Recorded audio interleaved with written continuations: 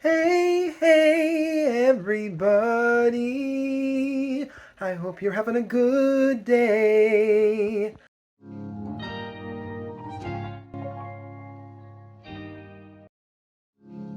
Hi, everyone.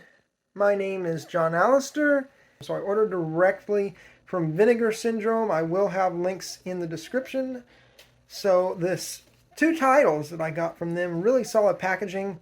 Drop Dead Fred. So this was really excellent. It's really cool. There's a booklet inside. Here, if I can get it out the slip, it's really secure in this slip. Like some movies in a slip cover, they're kind of loose. This one is really secure. Like it's not going anywhere.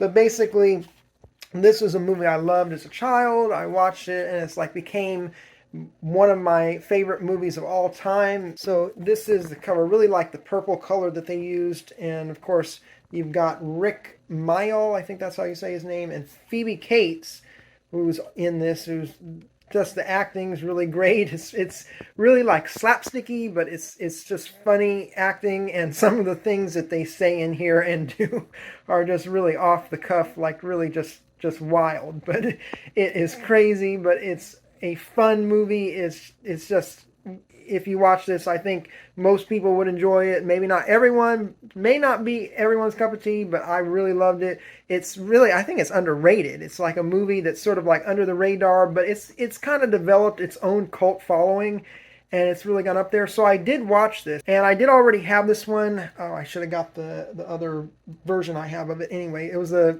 UK version, because they did release that in Blu-ray, but they hadn't released a US version of it. So this is the first version on Blu-ray to release in the US by Vinegar Syndrome.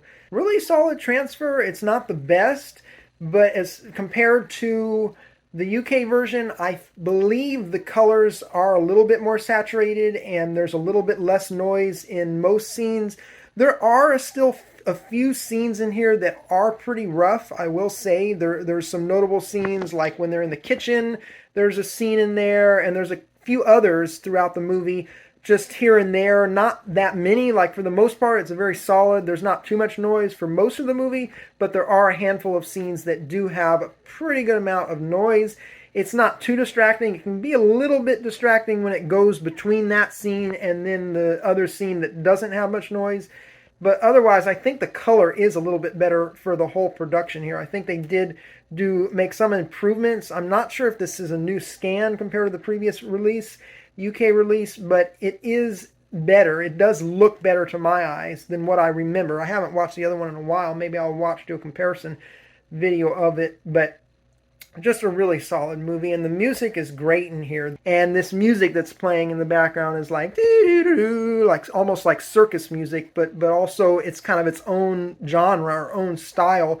It's like a little circusy, but you've also got some real suspense in there, and real like drama and dramatic sequences in there. It never gets old, and I just really laughed almost hysterically at some of those scenes. But so the other one here, which I still haven't watched yet, I gotta get into it, which is Beware Children at Play. And this one, I mean, apparently it's really gory from what it says, but yeah, you can see there's blood, and there's a milk carton with a missing child shown on there. So I'm not going to get too much, since I haven't watched that one. I'll make a separate video with updates of that and other titles. This is one that I bought recently from Walmart called Shattered.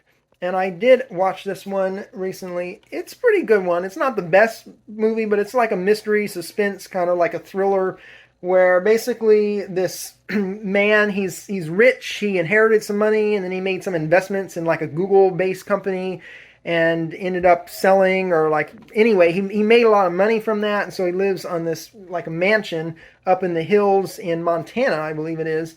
And it's during sort of like the snowy part of the year, the more winter season. And so he's alone. He lives by himself in this pretty big mansion, like at the top of this hill. And there's this girl. He goes to the supermarket one night, and there's this girl there, and she's having trouble deciding what wine to buy. She's never done it before. I guess, like, I don't know what wine. And so he sees her, and he offers to help her, and then ends up bringing her back to his place, and then they get romantic, and then they sort of have this almost relationship thing start to develop. Like, it goes to some pretty dark stuff in there, but I do recommend watching it. It's kind of like a little bit of twistiness in there, but it's also a little bit predictable, but they kind of lead you into it. So it's like you sort of follow, you're like one step ahead. It's a pretty good one. It's a pretty good watch. Not the best type of movie that type of movie, but still a really solid title. So moving to the next one, which I've seen years ago, and I actually have this title already, the Universal release of it, but this is the Scream Factory release. But anyway, I picked up a few titles from them, ordered, and they shipped them. And so this is the first one of those titles, Dawn of the Dead. I saw this movie years ago. I have a copy of this. It's a Universal, but I wanted like this nice, and I didn't even know it was going to come with a slipcover because it's sort of an older title that they put out. But it's kind of neat. It came with a slipcover, and I haven't even opened it yet. But basically, there's a lot of special features. I haven't compared to see like what special features, if there are any, that it has that the Universal release doesn't have. So that's Dawn of the Dead. Really cool. I've actually never seen the original. This is the remake of the George A. Romero's Dawn of the Dead. I really want to check out the original. I'm hoping to get my hands on a copy of that at some point in the near future. So, but yeah, let me know if that's worth checking out. I believe it is because I really enjoyed this one, so I'm sure I'll probably enjoy the first one. I mean, zombies in a mall with people trying to board up inside a mall, barricade themselves. Like, for me, I love that. I love, like, pretty much all kinds of horror, but I do really like psychological horror, but I also like zombies and all the other stuff, too. So the other one, this one I actually picked up at Best Buy, Alligator. So this is, I had never even heard of this until I saw that it was coming to 4K. And there was already a Blu-ray release by Scream Factory. And I saw, well, I was thinking of getting it when I saw there was a Blu-ray release, but then I found out, oh, it's coming to 4K, so I'll just wait. I'd never seen it, but then I did end up watching this one, and it's pretty good. Like, it's a solid sort of like creature feature kind of title.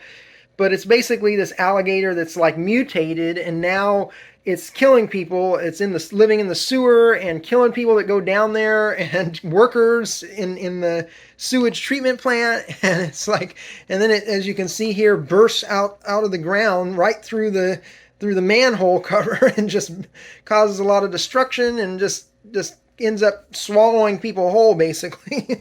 Really crazy one. But it's like, and you got this cop who's just doing everything he can to try and capture or try to kill this alligator to stop it.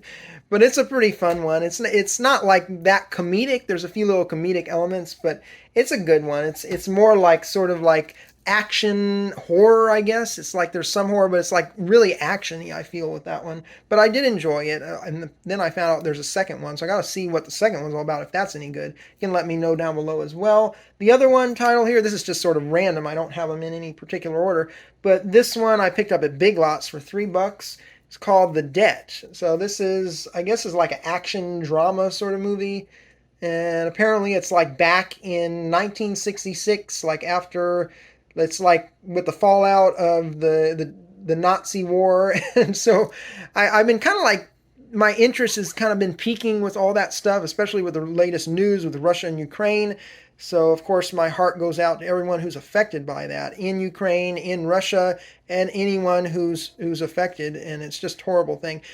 So I've been kind of like getting more interested in finding out like about the Nazi situation and the sort of war movies around that time, World War II sort of era. So this is kind of like after that. This is 1966, but it's basically like a kidnapping and someone's being held hostage.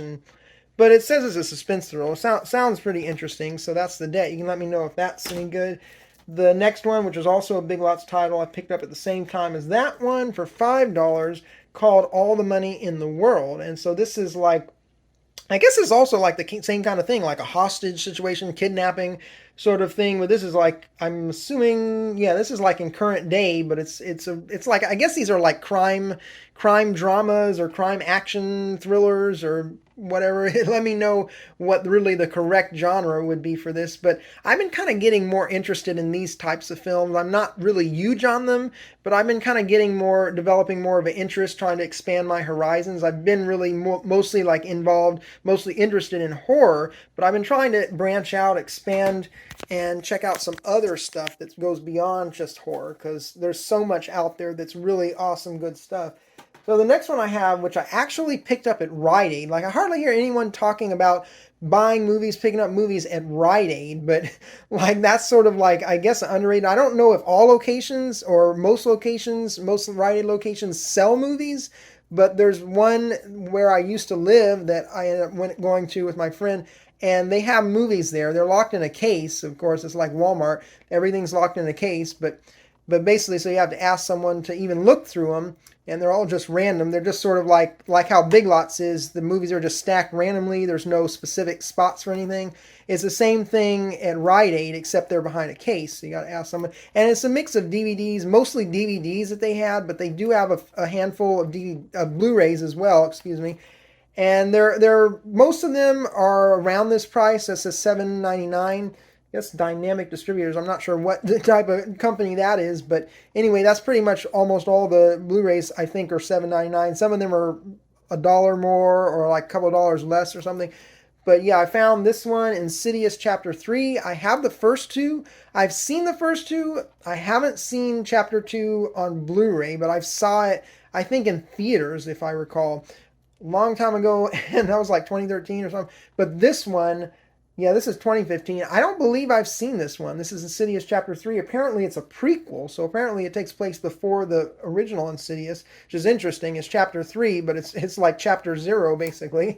But anyway, so let me know what you guys thought of this one. I'm going to check this one out and let you all know what I think. You can let me know what you thought, if that was any good, if it's actually as good as the first two. I remember really liking the first two. I think I still like the first one a little better than the second one. But I do remember, I haven't seen them for years. But going on from that, now we have the rest of the Scream Factory package. So this one, Tales from the Crypt and Vault of Horror. I also haven't seen this one. I heard of it, like basically my friend, he said, you got to check this one out. You like these kind of like horror anthology type stuff, then you'll love this. And I like horror anthologies. I think more so, I'm more into like psychological horror, like a full-length movie. But I can get into the horror anthology thing because I liked Goosebumps a lot. Growing up as a kid, I used to watch Goosebumps a lot. And so it's sort of like an anthology. It's like an episodic, it's really like a series, but it's sort of kind of like that too. I almost feel like maybe Goosebumps sort of came from some of these other, like that's where the idea came from. It's more of a kid-friendly version of a lot of these other ones. But I heard good things about it. You could also let me know about that. And Vault of Horror, I haven't heard anything about, but this is a double pack and it was like $11, I think, so pretty good. So the next one, Tales from the Hood. This one I heard also, my friend, he was like, you got to check this one out too. And I've heard it's like also comedic in ways too. And so yeah, definitely, I'm pretty sure I'll like this one a lot too. Got to check that out. You can also let me know how that one went. This one I did actually open. I haven't taken the wrap off, but I did open, and I did end up watching this one with my friend, and it's pretty good. They also recommended, they said, get Creepshow. So these are all like horror anthology type ones here, these last three titles. So I guess Vault of Horror is also one, but I got to check that one out too.